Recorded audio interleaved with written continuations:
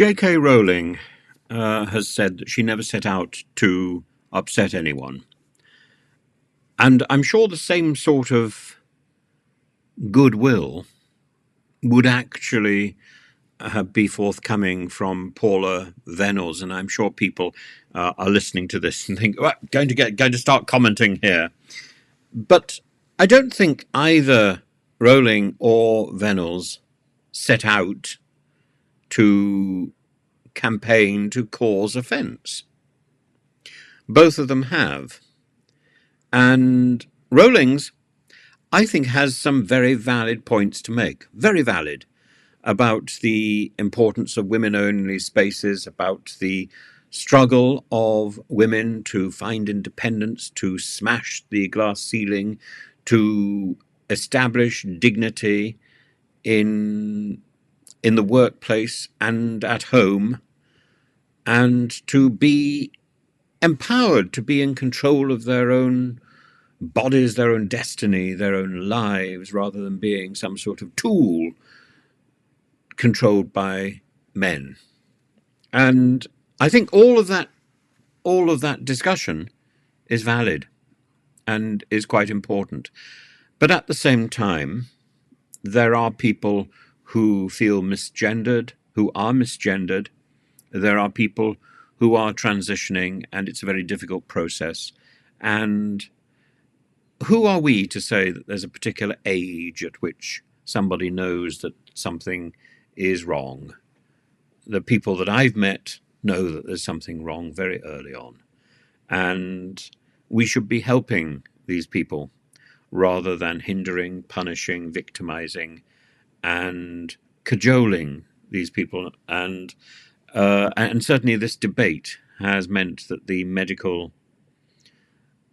authorities have retreated, doctors have retreated away from dealing with real issues and have just sort of sent people off to other institutes to be processed. And this creates bottlenecks, it creates backlogs, and it creates a lack of compassion. And it's that lack of compassion which is so telling in Rowling's response to Rupert Grint, Emma Watson, and Daniel Radcliffe, and that's the point here, really, because this is a subject which is open for debate, and a very valuable debate could have been had by the Rowling's associates, and instead it's been stamped on because it's become about a squabble between her and them, and that simply comes across as nasty. In the same way, Paula Venables, I don't believe that she's an intrinsically evil person. She's a person who was identified as a possible candidate for the bishopric, for the episcopacy, and I don't think that the Anglican Church is so utterly flawed that it's promoting people who are evil. But certainly she has allowed her ideology to cloud her good nature, and the greedy the conceited line which was reported today, that in 2012, in minutes between campaigners and the post office executives, she suggested to MPs that branch managers may have been enticed by large sums of cash lying about in unexpected places. What an utterly patronizing approach this person has taken.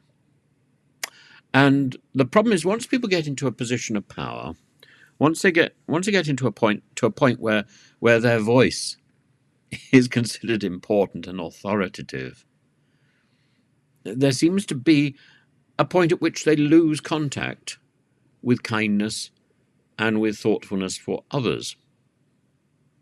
And that's the point of my censure. Paula Venables, I think, has stepped over the line. J.K. Rowling, I think that line is, she hasn't stepped over yet. She can come back. It doesn't matter whether she's on the right side or the wrong side of the political debate. This is also a debate about people's lives and about people's well-being. And politics is one thing. Health is another. And J.K. Rowling's, as such an important part of so many young people's lives, I think has a responsibility to be promoting kindness and thoughtfulness. And instead, she feels she's on a mission to make a point. And as such, I think she's also cheapening the debate. The debate is valuable. But it's becoming a debate about the authority of J.K. Rowling, in the same way as the post office debate could easily become a debate about the authority of Paula Venables. Paula Venables is not the only person at fault in that debate. Paula Venables is one of many who have failed and who has left behind a trail of misery and a trail of victims. And she needs to answer for that, of course. But firstly, we need to make sure the victims are helped. And the same thing is true of the trans debate. We need to make sure that the people who are stuck in the middle of that debate are helped. And that's women who feel pressured. That's the absurdity of our prison system.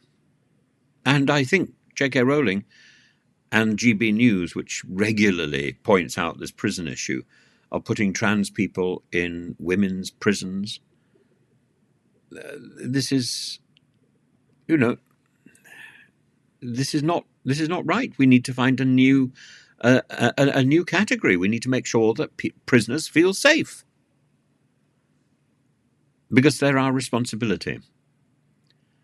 And that means, if necessary, over-egging the omelette. It means crossing T's, dotting I's, and making absolutely certain that there is no possibility of harm, even perceived harm, because perception is a reality.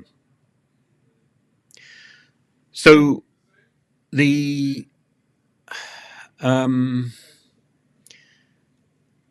James Arbuthnot, who gave evidence yesterday, said that Venables in 2012 had attempted to brush off complaints from sub-postmasters about the Horizon system. We now know, of course, that she had been briefed that the Horizon system was faulty.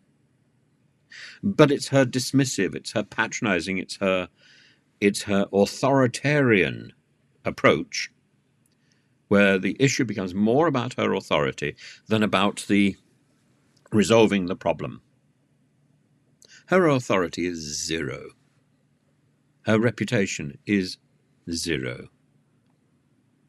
But what happens to Venables is almost irrelevant at the moment. It's what happens to the victims, the many, many people who suffered prison, who suffered personal disaster for years because of this ideological obsession. A little kindness is all that's necessary.